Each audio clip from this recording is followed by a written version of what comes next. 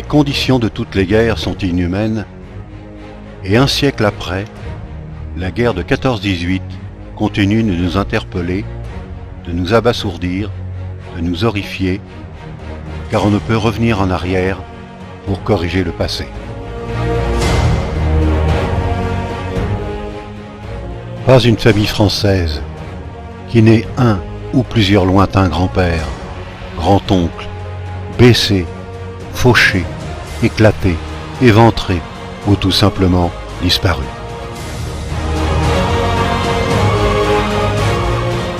Quand j'étais petit, je me souviens avoir vu, étonné, des hommes qui marchaient à l'aide de béquilles en bois sur une seule jambe.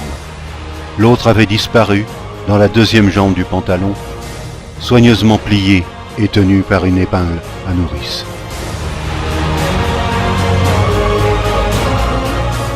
Pour d'autres, c'était la manche que l'on avait coincée dans la poche pour qu'elle ne batte pas au vent.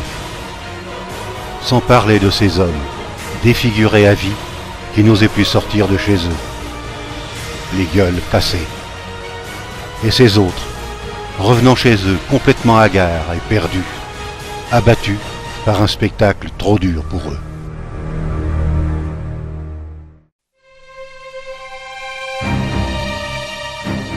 Ils étaient paysans pour la plupart, ouvriers, artisans, cols blancs, artistes ou écrivains, infirmiers, médecins, enseignants, enfin toute la population française.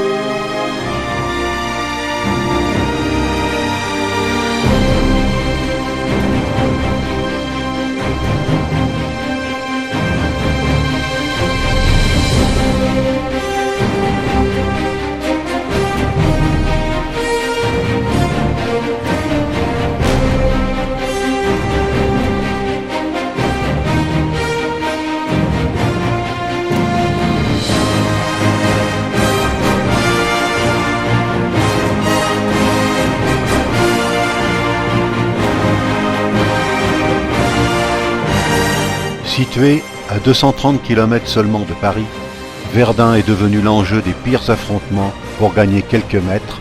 Français et Allemands se pilonnent sans répit. Une véritable hécatombe.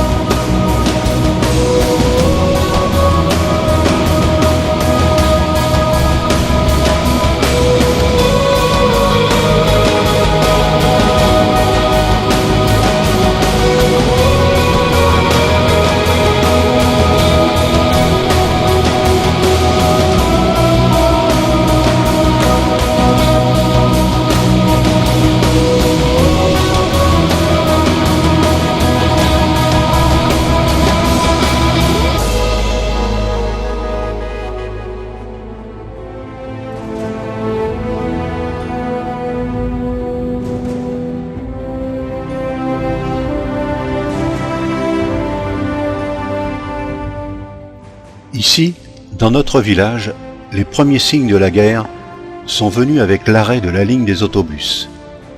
Les véhicules avaient été réquisitionnés pour le transport des troupes.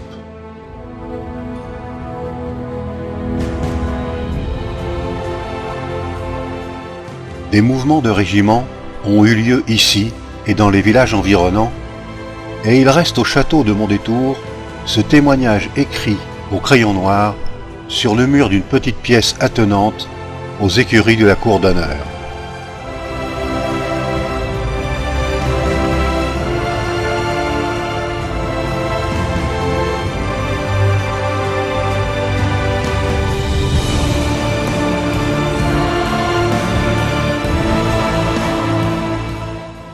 Des comptes rendus de mouvements du 84e régiment d'infanterie territoriale témoignent de leur passage également à Mondétour.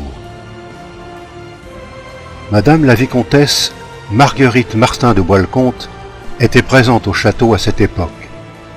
Demoiselle de Marbeau, son grand-père était Jean-Baptiste Marcellin de Marbeau, l'auteur des célèbres mémoires des épopées napoléoniennes. Tous les villages de France ont honoré leurs fils disparus. Le monument érigé près de l'église et inauguré en mai 1921 rend hommage à tous nos soldats tombés au champ d'honneur.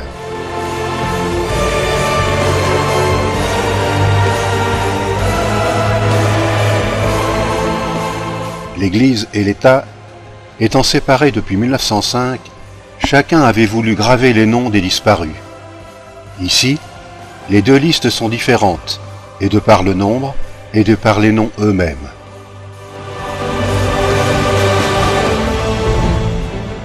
Tous avaient rejoint les casernes de Rouen, et comme leurs camarades, ils étaient partis au front.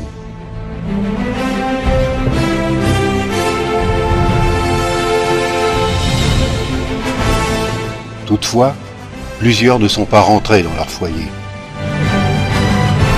Leur acte de naissance et leur livret militaire retrouvés nous ont renseignés sur leurs états de service sous les drapeaux. Ainsi, Gaston Halleux, né le 1er mars 1882 à Morgny, au hameau de Mondétour, est décédé dans une ambulance suite des plaies au thorax le 21 mai 1918 à l'âge de 36 ans. Prosper le prêtre, né le 5 octobre 1891 à Morgny, également au hameau de Mondétour, a disparu le 6 octobre 1915. Nommé caporal le 30 septembre 1915, son décès sera fixé le 6 octobre 1915 par le tribunal de Rouen le 25 juin 1921. Puis, Olivier Mabire, né le 14 juillet 1884 à Morgny, son père était l'instituteur de Morgny. Engagé volontaire à 19 ans, il est brancardier au 327e régiment d'infanterie. Cité à l'ordre de son régiment le 19 août 1917, il est tué le 15 août 1918 à l'âge de 34 ans, titulaire de la Croix de guerre. Un autre enfant de Morgny, Henri Blondel, né le 28 mars 1891, est tué à Verdun le 7 juillet 1916. Il n'habitait pas à Morgny. Son nom est donc gravé dans l'église Saint-Paul de Granville, où il habitait. Il était également titulaire de la Croix de guerre, étoile de bronze.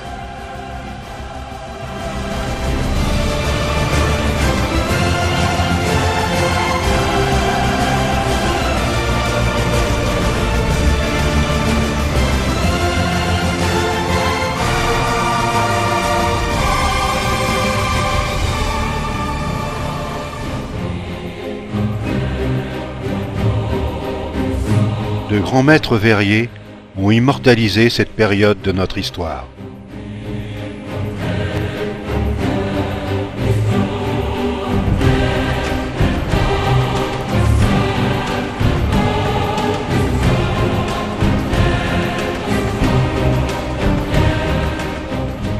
Il y a 100 ans, ces jeunes perdaient la vie au champ d'honneur.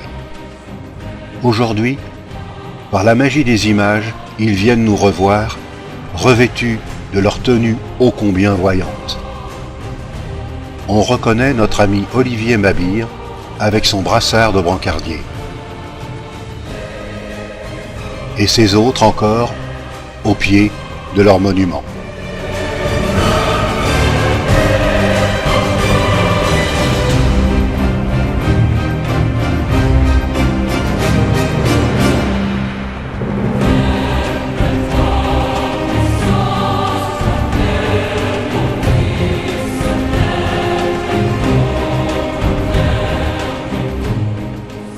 Statue de pierre vêtue de pluie, sans autre arme que ton poing levé, sur ton socle, chaussé de terre et de sang, coiffé de nuit, cheveux d'étoiles sous la lune. Garderais-tu avec ton silence et tes cris, avec cet éclat d'obus encore rouge de haine, de la gloire qui te bâillonne et te tue, et qu'on voudrait appeler chant d'honneur?